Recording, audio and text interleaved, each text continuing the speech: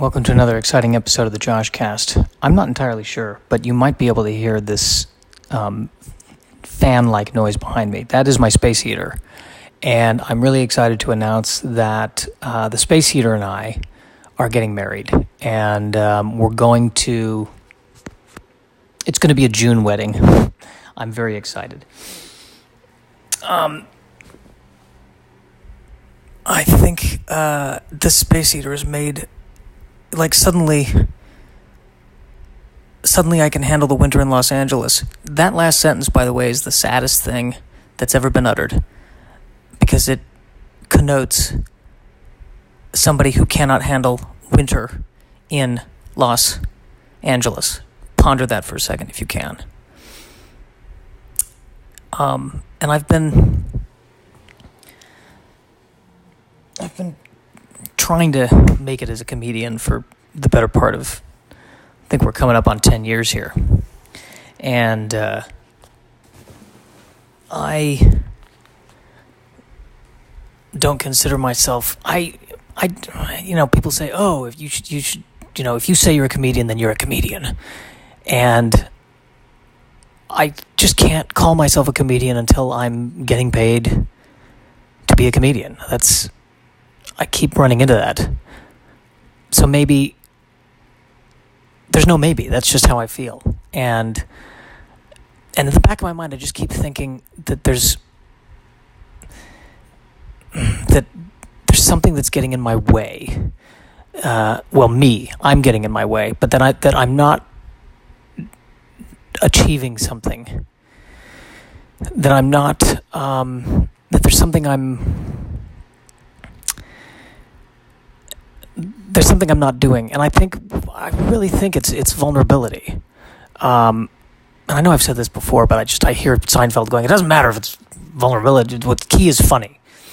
And he's right, it is. I mean, I need to be funny, or this is going to be a problem. But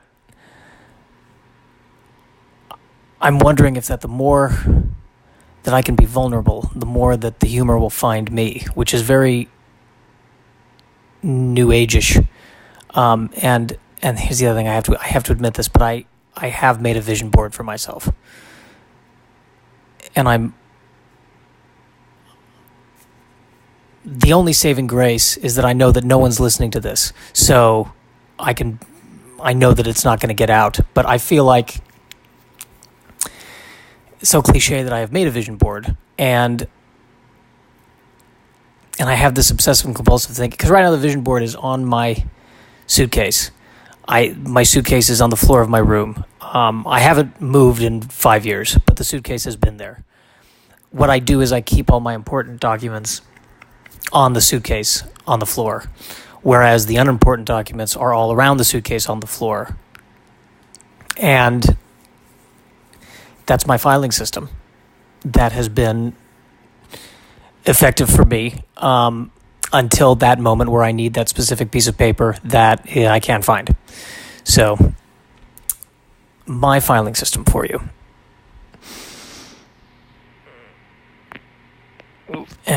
But I'm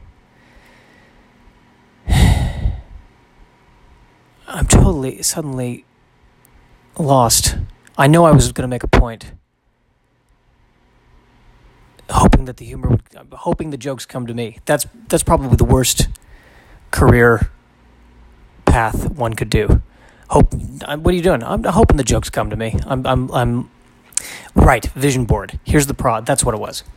So I made a vision board, and right now the vision board is on the suitcase on the floor.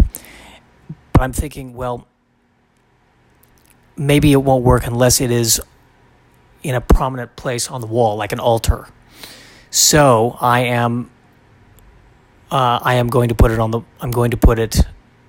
wall. The easiest thing to do would just be to put it on top of my computer or in front of my computer, but I can't do that because that, then whenever I need to move it whenever I need to watch porn, which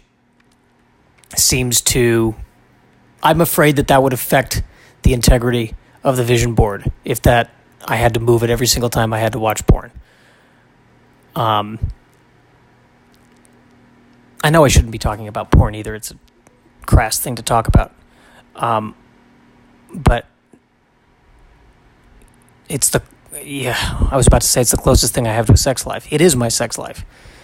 Probably not a good thing. I know there's a lot of problems surrounding the porn industry, and I think about that. Am I supporting bad things? And I guess many would say that I am. So now I feel guilty.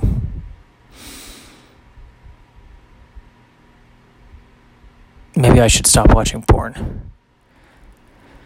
And I should stop eating sugar. Stop eating sugar, stop watching porn, and stop taking long showers because it's a waste of water.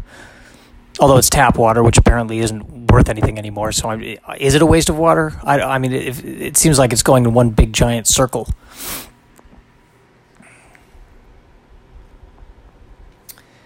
At any rate, the concern I'm having here is that if I'm constantly moving the vision board to watch porn, the energy directed towards the vision board will be affected. I don't know how that... Well, that implies, I guess, that someone or some force is watching or being a part of the process. So I guess I believe that there's an angel in heaven going, well, you know, if he's not really serious, if he was that serious about the vision board, he wouldn't move it to watch porn. That's all there is to it. So we're not gonna make that happen. We're just not gonna make that happen. He has got to tape that vision board to the computer.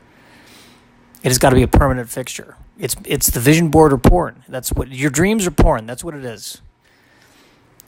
And that's what the angel in heaven is saying to his friend who's at the cubicle across from him, because what I'm describing is a pilot idea for a TV show that I feel like would be produced by the people who did The Office, about angels in heaven helping people with their vision boards. There you go. Comedy solved.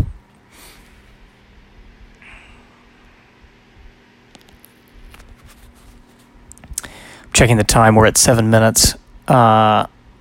Well, I mean, the podcast is at 7 minutes. I'm not going to tell you what time it is because I'm paranoid that if I tell you what time it is, any Russian hacker that might be listening to the podcast... Can I just say, by the way, I was reading about how... I think I mentioned this in an early podcast, and I'm sorry if I'm repeating myself, but it's just coming to my mind. That these hackers were... hacking into people's printers and printing letters that are saying, A, your printer is vulnerable, and B, like PewDiePie on YouTube and make sure that he's the number one YouTube star. And I said this before and I'll say it again. These Russian hackers, they may not be Russian hackers. I don't know. They may be, who knows what, they could be hackers from Florida. I was about to say something very mean about Florida. I'm tired of that. I'm hearing too much of that. Comedians making fun of Florida. And I think that's just not fair. I think that comedians need to make fun of the whole world, because the whole world, stupid people are everywhere. It's the one common notion. So you shouldn't be specific to a region. That's just not kosher. And by you, I mean, now I'm lecturing you on how to do comedy. Theoretically, there's someone from Britain who's listening to this, which I find fascinating. I really do. You're from the country of Shakespeare, and now what am I doing? And now I'm judging the one person who's listening to me from England. What? That's the stupidest. Oh, God. I should probably destroy this podcast.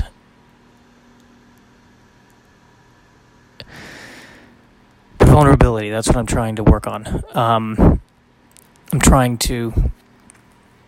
got to stop trying to work on it and just be vulnerable and tell you that that I've been so obsessed with trying to be funny, or so obsessed with making it, that I'm not saying anything. And that, well, what if I let go of that and just focus on what I'm trying to say? which sounds so pretentious because the whole point of comedy is to get the laugh. That's the end goal. So if I'm trying to, now I don't want to be preachy. But I guess what I've just found is that the more I talk about how sad and how much of a failure I am, that's what people seem to enjoy listening to.